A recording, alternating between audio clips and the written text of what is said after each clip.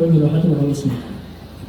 저는 서울에 있는 노원구의 광명교회에서 2016년도에 담임 목사로 부임을 받아서 9년 동안 심부를 하고 있는 중입니다. 지난 1월 달에 제가 이제 사임을 하겠다고 의사를 이렇게 표현을 했고, 2월 달 중에 이제 모든 것을 마무리하고 다른 임지를 위해서 기도 중이었습니다. 왜 그렇게 했냐면, 제가 처음에 감독 목회를 준비할 때 도시에서 목회하겠습니다. 그렇게 해주세요, 하나님. 기도를 했는데, 우리 선하신 하나님께서 도시에서 목회하도록 인도를 하셔서 지금 10년 동안 이제 목회를 했습니다. 그러면 그 이후에는 제가 태어나고 자랐던 환경이 있었던 농촌 지역, 그런 곳에서 목회를 하도록 인도해 주시면 감사하겠습니다. 이런 마음으로 준비하는 기도를 했고요.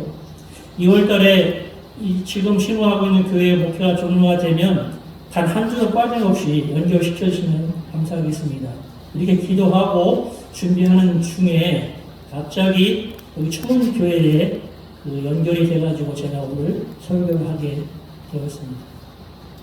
나머지 궁금한 사항은 나중에 장로님을 통해서 들으시면 되겠습니다.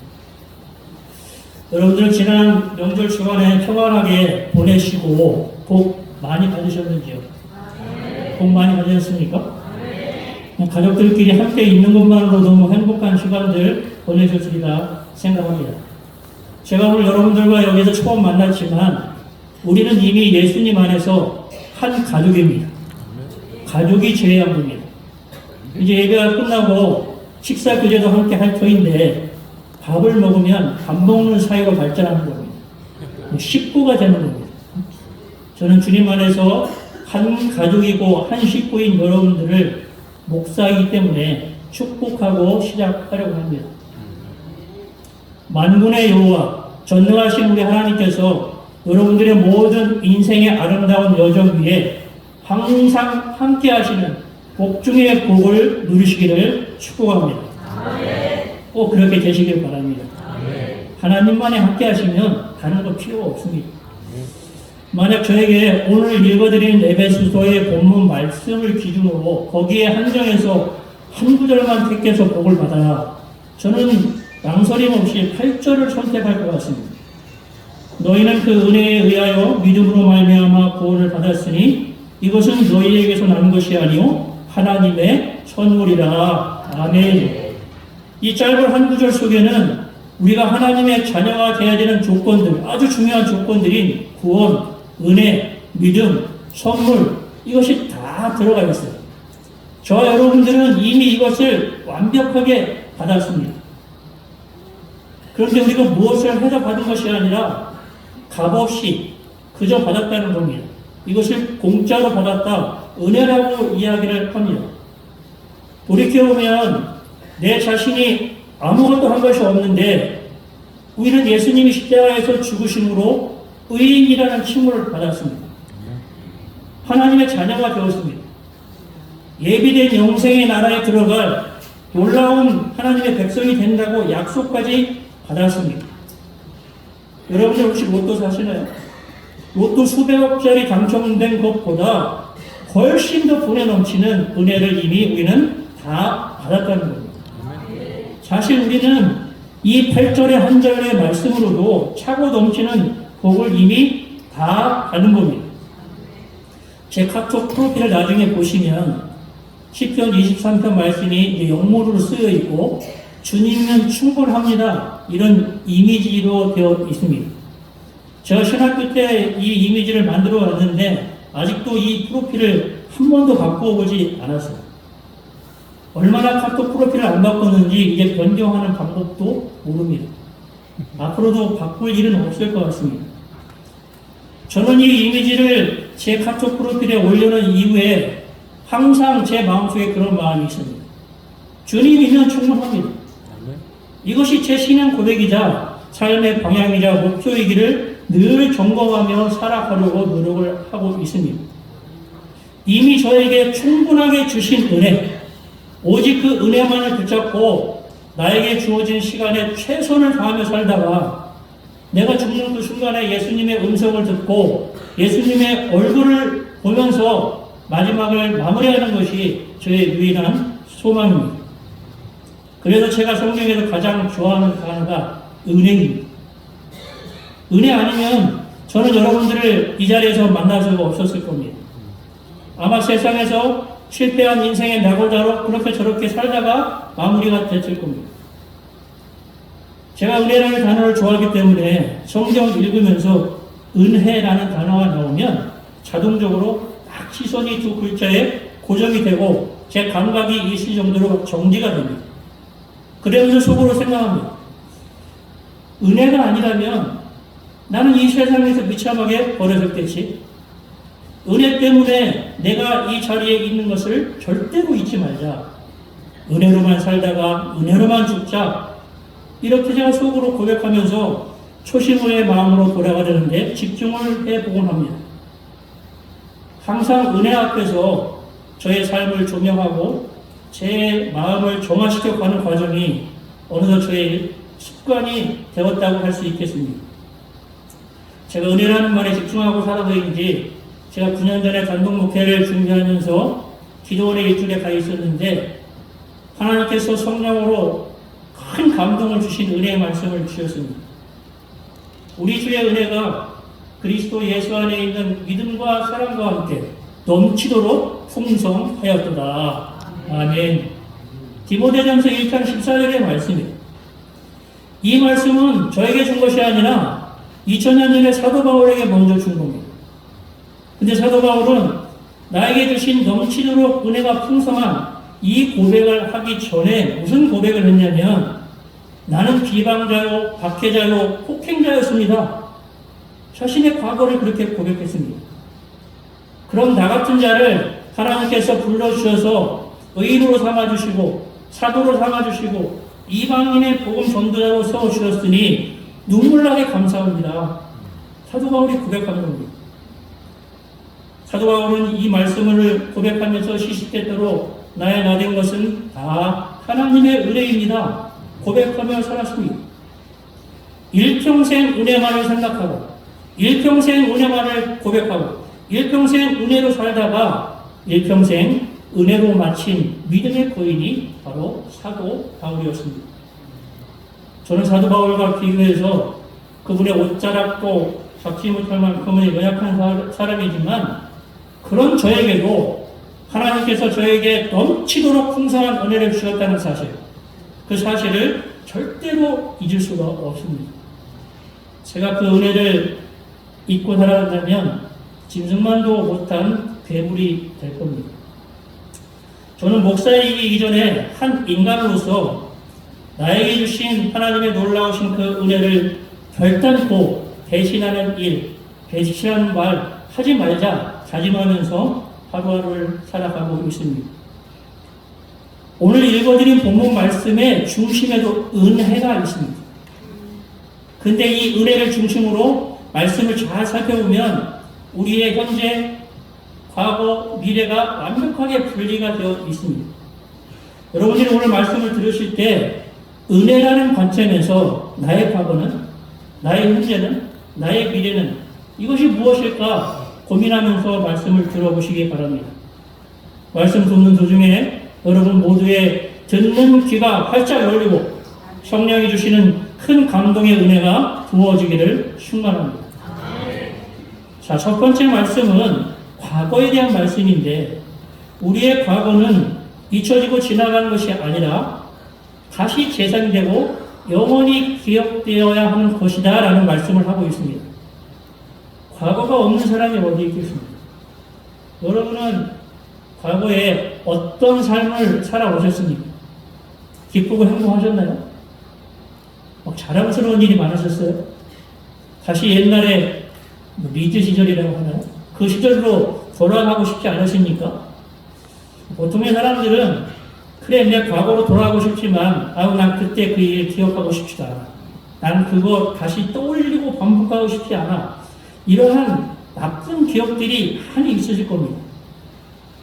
과거는 분명 우리에게 추억거리이기도 하지만 감춰버리고 싶은 일종의 흑역사 이런 것들이 굉장히 많습니다.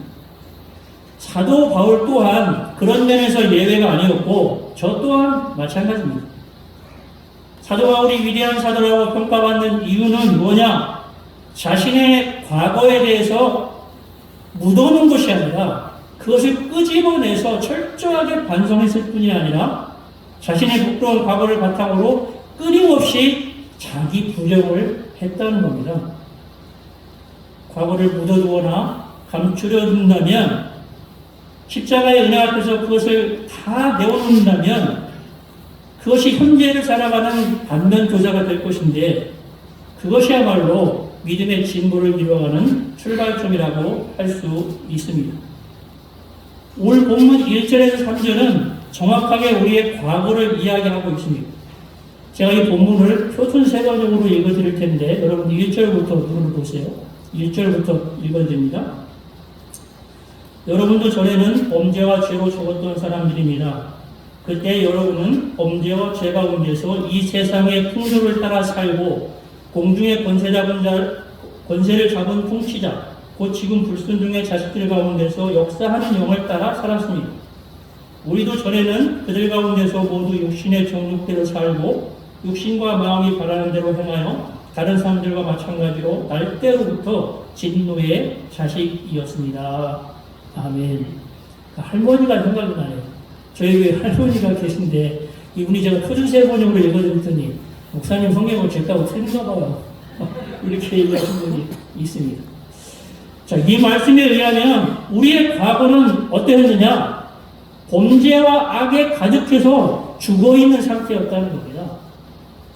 불순종의 영, 사탄, 마귀, 귀신을 따라다니며 세상 풍조에 빠져 살고 있었다는 겁니다. 정욕대로 살고 내 마음대로 선택하며 마음대로 살다가 전부 다 하나님의 진노의 대상이었다는 겁니다. 한 사람도 예외 없이 다 이런 과거가 우리에게 있다는 겁니다. 바울은 자신의 이러한 과거를 철저하게 인식했기 때문에 그것을 늘 기억하고 늘 재생시키면서 급기야는 나는 죄인 중에 괴수입니다. 죄인 중에 괴수입니다. 이런 말을 고백을 하게 되었습니다. 그런데 이 놀라운 고백이 한마디가 바울을 참 믿음의 사람, 온전한 순종의 사람으로 이끌어가는 대사도의 출발점이 되는 말씀이었다는 겁니다. 우리도 이렇게 하면 됩니다. 우리 자신이 부끄러워서 숨기고 싶은 과거가 있습니까? 이제는 그렇게 하지 마세요. 하나님 앞에 드러내면 됩니다. 속 시원하게 그것을 다 드러내고 하나님 앞에 그것을 공개할 때에 하나님은 그것을 없이 하시고 도말한다고 하잖아요. 죄를 덮어버리시고 깨끗하고 정결한 마음으로 하나님과 연합할 수 있는 은혜를 허락할 줄로 믿습니다. 제 지인 목사님 프로필 중에 인상적인 게 두 가지가 있어요. 한 분은 하나는 제가 누구인지 아시는 분들 예수 믿고 죄 용서함 받아 구원의 은혜를 받으시기를 축복합니다. 이렇게 써놨어요. 그 인상적이잖아요. 두 번째 목사님은 목사 이전에 내가 어떤 사람이었는지 잊지 말자. 이런 문구를 써놨습니다. 두 번째 써놓은 목사님이 제 후배 목사님이어서 왜 그런 말을 써놨는지 물어봤어요. 형님, 하나님이 목사를 창조하기 전에 사람을 먼저 만들었잖아요. 나는 목사가 되는 것보다 사람이 먼저 되려는 생각을 해서 이 말을 써는 거예요. 굉장히 은혜가 되더라고요. 그 강렬한 인상이 지금까지 계속 있습니다. 목사뿐 아니라 어떤 최고의 재벌이라고 할지라도 어떤 고관 대작이라고 할지라도 내 자신의 부끄러운 과거를 그냥 묻어버리고 없는 것처럼 여기고 살아가는 그런 사람은 은혜 아래에서 살아가기를 추구하기보다 세상의 율법을 따라가고 세상의 가치를 추구하는 불쌍한 인생이 될 겁니다. 그리고 얼마 전에 우리나라에서 제일 돈이 많다는 분이 돌아가셨어요. 그분 장례식을 보면 제가 좀 씁쓸했습니다. 왜냐하면 시신을 절에다가 안치를 해놓고 몇 달 동안 불공을 드린다고 했습니다. 그 부인은 누구냐면 불교 신도연합회 회장이고 불교 단체에 가장 많이 후원을 하시는 그런 분이었어요. 저는 생각하기를 저분이 사회에 끼친 공헌 이런 것들은 굉장히 평가할 수 있겠지만 인생으로 봤을 때 무엇이 남아있겠는가 그런 생각을 해봤습니다. 만약에 나에게 개인적으로 누구에게도 고백하기 어려운 부끄러운 과거, 엄청난 과거의 고백이 있다면 그것을 다른 사람들 앞에서 공개적으로 진심으로 고백하는 것, 이게 참으로 쉬운 일이 아닙니다. 나는 과거에 밥 먹듯이 도둑질을 한 사람입니다. 나는 과거에 고주망태가 되어서 유흥을 즐기며 타락으로 살았습니다. 나는 성격이 난폭하여 폭언과 폭행을 일삼으며 살았습니다. 나는 사람을 속이고 피해를 입히고도 뻔뻔하게 그들을 모른 척하며 살았습니다. 굉장하잖아요? 이러한 자백을 이거보다 훨씬 더 큰 자백, 사람을 죽이기까지 한 사도 바울은 그 사실을 숨기지 않고 다른 사람들에게 떳떳하게 고백을 했다는 겁니다. 대단한 용기입니다. 참으로 어려운 일이지만 우리는 다 이렇게 해야 합니다. 왜냐하면 저와 여러분들은 값없이 주시는 대가 없는 공짜인 하나님의 구원의 은혜를 선물로 받았기 때문입니다. 그런 그리스도인이라면 정말 과감하고 진심을 담아서 하나님 앞에 진실된 고백을 드려야 됩니다. 하나님 앞에서, 사람 앞에서 확실하게 자신의 죄를 고백할 수 있는 사람, 그 사람은 오늘 설교의 제목처럼 은혜가 은혜되게 하는 의인의 길로 나아갈 수가 있습니다. 여러분, 우리 자신의 과거를 시시때때로 재생시키면서 오랜만에 골방에 들어가셔서 조용하게 하나님 앞에 고백해 보십시오. 그때 부어지는 하늘의 은혜는 상상하지 못할 정도로 크다는 것을 경험하시게 될 겁니다. 어떻게 아냐고요? 제가 했기 때문에 그렇습니다. 여러분도 그런 은혜가 있으시기 바랍니다. 성령 받고 거듭난 사람은 반드시 회개하고 돌이키는 행위를 반복하게 되어 있어요. 왜냐하면 성령은 죄를 싫어하십니다. 미워하시고요. 우리가 죄와 싸우기를 원하십니다. 죄들을 다 드러내고 그것을 부끄럽게 하게 하시고 그 부끄러운 것을 반복하지 않도록 우리를 거룩함으로 인도해 주시기 때문이에요. 회개라는 게 뭡니까? 인정하는 거예요. 다시는 그런 일을 하지 않겠다고 하나님 앞에서 결단하는 겁니다. 청원교회 모든 가족, 식구, 모든 성도님들은 아직까지 고백하지 못했던 숨겨놨던 은밀한 나만의 과거가 있다면 생생하게 그것을 기억하시고 재생하셔서 하나님 앞에서 진심으로 참회의 고백을 드시고 내가 다시는 그 시절 그 순간으로 돌아가지 않겠다 단단히 결심하시고 은혜가 은혜되게 하시는 새 은혜, 하늘의 은혜만을 사모하시며 오로지 하나님 나라를 향하여 힘차게 전진해 나갈 수 있기를 축복합니다.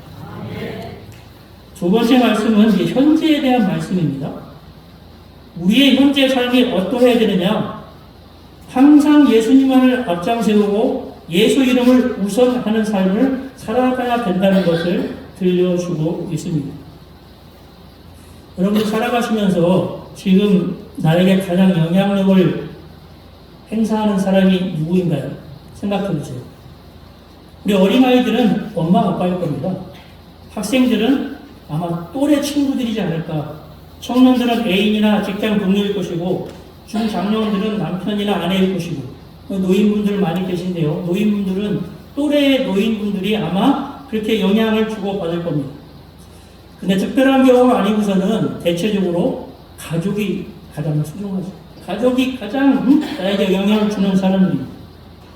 그런데 우리 예수님은 가족에 대해서 우리와 똑같은 생각을 하시지 않았어요.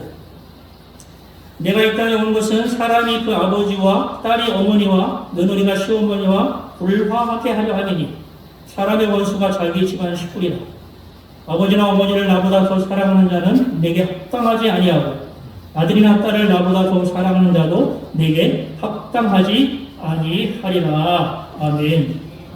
우리는 뭐 다 가족 중심으로 사랑하는 것이 가장 행복하고 편하다고 생각했는데 예수님은 사람의 원수가 자기 식구다. 가족이 원수다.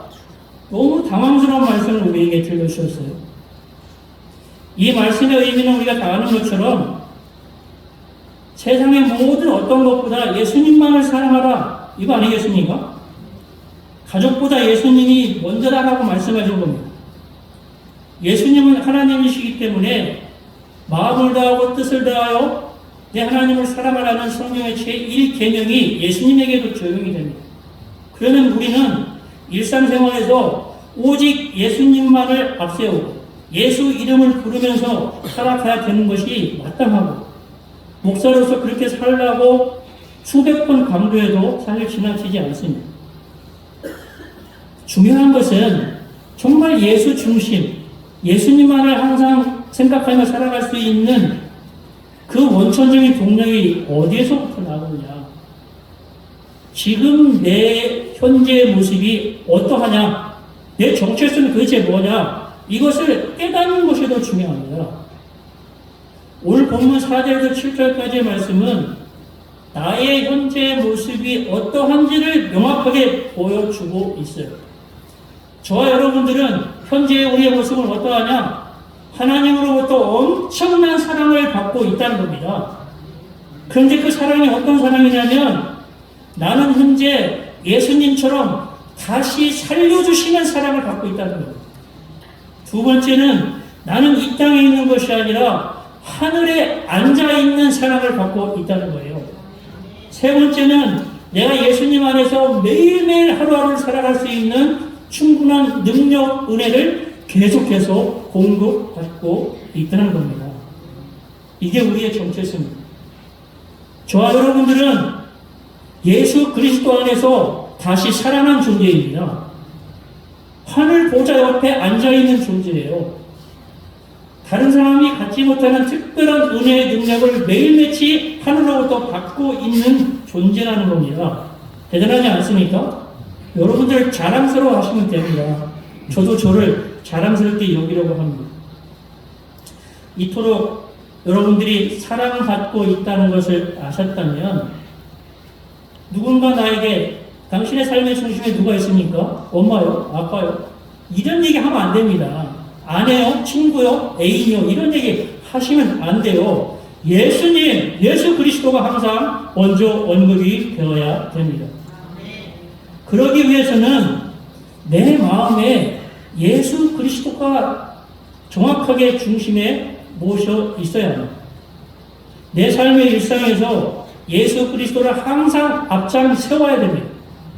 내 입술에서는 말만 떨어지면 예수님이라는 이름이 끊이지 않고 선포될 수 있어야 됩니다.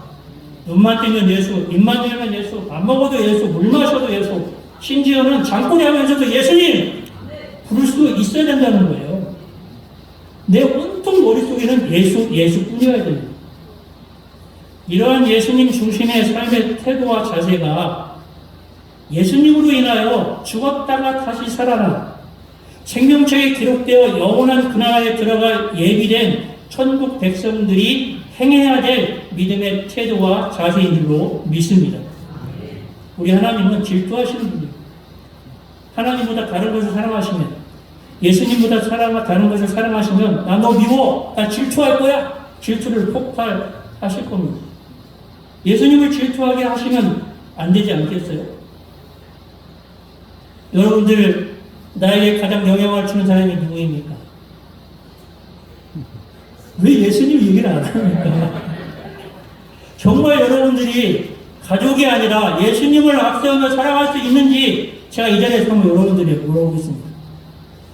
여러분은 오늘 이 순간부터 오늘부터 나를 죄와 사망 가운데 다시 살리신 그 예수님, 나를 이 땅이 아니라 하늘 보좌 하늘 영광에 앉혀주신 예수님, 은혜가 은혜 되도록 날마다 은혜를 풍성하게 공급해 주시는 나의 왕, 나의 주인, 나의 구원자, 나의 하나님, 그분만을 영원토록 사랑하며 그분만을 앞세우며 그분만을 날마다 증거하고 증언하며 살아가실 수 있으십니까? 네. 그렇게 하시겠습니까? 네. 저도 아멘입니다. 이 아멘은 하나님께서 가장 영광받으시고 기뻐하시는 아멘인 줄로 믿습니다. 아멘. 제가 이 말씀했다고 집에 가서 가족과 싸우시면 안 돼요. 가족을 본인하는 말씀이 아닙니다. 우리 예수님을 존귀하게 대접해 드리라는 뜻이에요. 내가 세상에 화평을 주러 온 줄 생각하지 말라. 화평이 아니오 검을 주러 왔노라. 다른 걸 사랑하면 하나님 우리에게 검으로 막 찌르실 거예요. 아플 겁니다. 그렇게 하시면 안 됩니다. 정원교회 모든 가족 여러분들은 큰 은혜를 받은 그리스도인이라는 사실을 잊지 마시고, 내가 현재의 삶을 살아갈 때 단 1분 1초라도 나의 구원자, 나의 주인신 예수 그리스도만을 항상 생각하고 항상 앞세우고 항상 선포하면서 그분의 이름만을 자랑하며 살아가시는 인생의 성공자, 믿음의 성공자가 다 되시기를 주님의 이름으로 축원합니다. 마지막으로 우리의 미래를 이야기해 보겠습니다. 셋째, 미래의 말씀은 8절에서 10절까지의 말씀인데 우리 다 함께 한번 읽어보겠습니다. 8절부터 읽겠습니다. 8절부터 읽습니다. 시작. 너희는 그 은혜에 의하여 믿음으로 말미암아 구원을 받았으니 이것은 너희에게서 난 것이 아니오 하나님의 선물이다. 행위에서 난 것이 아니니 이는 누구든지 자랑하지 못하게 합니다. 우리는 그가 만드신 바라 그리스도 예수 안에서 선한 일을 위하여 지으심을 받은 자니 이 일은 하나님이 전에 예비하사 우리로 그 가운데서 행하게 하려 하심이니라. 아멘. 은혜로 구원을 받았다는 것은 자랑할 거리가 아니라는 말씀입니다. 그냥 받은 거예요. 거저, 값없이, 공짜로. 이게 은혜라는 단어의 뜻에 들어가는 선물의 의미입니다. 우리가 하나님의 자녀가 되었다는 것은 다른 사람들에게 자랑하는 것보다 겸손하라는 겁니다. 어떤 말을 하는 것보다 먼저 행동으로 모범을 보이라는 겁니다. 어떤 말씀을 하든지 순종할 수 있는 자세를 취하라는 겁니다. 사도 바울은 이러한 참 의미를 너무나 잘 알고 있었던 사람이기 때문에 말만 하지 않았어요. 자기가 말한 것을 다 실천했습니다. 이것을 언행일치, 신행일치라고 하지 않습니까? 그 자신이 모든 사람이 그렇게 평가할 만한 정말 칭찬받을 믿음 가운데 거짓됨 없이 모험적인 행동을 다 한 후에 너희들은 나를 본받은 자가 되라 당당하게 말을 할 수가 있었던 겁니다. 빈 수레가 요란하듯이 말만 앞세우는 사람, 하나님으로부터 칭찬받지 못하는 것은 물론이고 세상에서 조롱거리만 될 뿐입니다. 근데 놀랍게도 말만 앞세우는 사람은요, 자기 자신이 진짜 열매 없는 쭉정이 같은 사람인지를 모르더라고요. 저도 목사지만 목사님들은 진짜 자신들 너무 모르는 것 같아요. 그래서 제가 그 이유가 뭘까 생각해 봤어요. 말이 너무 많아요. 말을 너무 많이 하기 때문에 잘 들으려고 하지 않습니다. 저도 비슷한 입장인 것 같아요. 만약 강단에 선 지도자가 우수한 말을 쏟아냈습니다. 그런데 그 자신이 그 선포된 말대로 하나도 행동하지 못한다면 누가 그 말을 믿고 따라올 수가 있겠습니까? 예수님은 그렇게 하지 않으셨다는 겁니다. 사도 바울은 그렇게 하지 않았어요. 자기가 한 말에 책임지고 먼저 앞장서서 사람들을 인도해 갔다는 겁니다. 언행일치, 신행일치, 이러한 모범을 보이는 사람들이 진정으로 은혜되게 하는 그리스도인의 미래가 되고 청원교회 모든 성도님들이 지향해야 될 목표이자 가치인 줄로 믿습니다. 10절에서 예수님께서는 우리가 선한 일을 위해 지음받았다라고 표현하셨는데 선한 일이라는 게 뭘까? 은혜 받은 그리스도인을 잡게 낮은 자리에서 다른 사람을 섬겨가는 겁니다. 몸 대신 주님의 교회를 묵묵히 헌신하고 충성하는 겁니다. 때를 얻든지 못 얻든지 복음을 전하는 일 쉬지 않고 최선을 다하며 살아가는 겁니다. 우리가 은혜 받았다는 사실을 다른 사람들 앞에서 막 자랑하고 드러내며 살아가는 것, 그것은 다 없어져야 될 것이고 나의 나된 것은 다 예수님 때문에 그렇게 된 겁니다. 이것을 당당하게 고백하고 자랑하고 증거하고 증언할 때에 우리는 하나님 나라에 온전히 입성하게 될 줄로 믿습니다. 이러한 모습이 내 미래의 모습, 여러분의 미래의 모습, 초원교회의 미래의 모습이 될 수 있기를 소망합니다. 은혜가 은혜되게 하는 것이 무엇인지 깨닫게 하셨으니 이제 우리는 우리의 과거, 현재, 미래를 정확하게 구분해서 생각할 수 있어야 됩니다. 오늘 말씀을 딱 한 단어씩 요약해 드리면 나의 과거는 죄입니다. 죄. 나의 현재는 예수 그리스도. 나의 미래는 성령의 열매로 압축할 수 있습니다. 상상하지 못할 큰 은혜, 구원의 은혜를 선물로 받은 너무나 큰 감격스러운 은혜를 받았음에도 은혜가 은혜되지 못하게 살아가는 그리스도인들은 우리 예수님을 다시 십자가에 못 박는 불경스러운 행동을 하는 겁니다. 우리 정말 잘 살아야 돼요. 잘 살아야 될 의무와 책임이 우리에게 있습니다. 오늘 말씀을 여러분들이 들으셨으니 내가 개인적으로 지었던 과거의 모든 어두운 면을 반면교사로 삼으시고 이제 현재의 내 시간에는 오직 예수 그리스도만을 앞세우며 살아가시도록 최선을 다하시고 나의 미래에는 오직 열매를 맺어가겠다. 이거 하나만 생각하고 나아가실 수 있기 바랍니다. 성령께서 여러분의 마음에 큰 감동을 주었으리라 생각합니다. 마음속으로 결단을 하신 분도 있으리라 생각합니다. 여러분 모두가 오직 하나님을 기쁘시게 하는 그러한 일에 최선을 다하시고 믿음의 자녀들로 하루하루 성장해 나가시고 날마다 예수 안에서 하늘나라의 소망을 바라보며 승리하는 삶을 살아가실 수 있기를 주님의 이름으로 간절히 축원합니다. 기도합니다. 하나님 아버지, 저희들에게 구원의 은혜를 하나님의 선물로 받게 하시니 감사와 영광을 올려드립니다. 저희들이 받은 은혜가 더욱 큰 은혜로 역사하도록 믿음의 믿음을 더하여 주옵소서. 오직 은혜로만 살아가도록 인도하여 주시는 우리 주 예수 그리스도의 이름으로 기도하옵나이다. 아멘.